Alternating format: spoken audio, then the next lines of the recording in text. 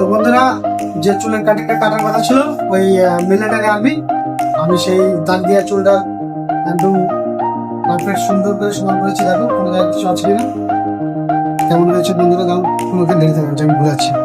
দেখো আমি ঘুরিয়ে ঘুরিয়ে সব দেখাচ্ছি। দেখো প্লেন দেখি,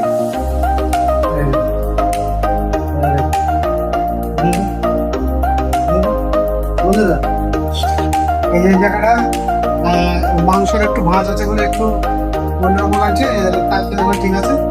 তো দেখে নাও কেমন হয়েছে, অবশ্যই কমেন্ট করে জানাবে। আর যদি আমার কাছে কেউ রিয়াজটা করতে চাও তাহলে একটু বলে গেছি, মায়ের স্যালামে চলে আসুন। হ্যাঁ, আমি ছোট, আমাকে দেখে পছন্দ হবে কিন্তু কাজে আলাদা, ইন্টারেস্টিং ফার্স্ট।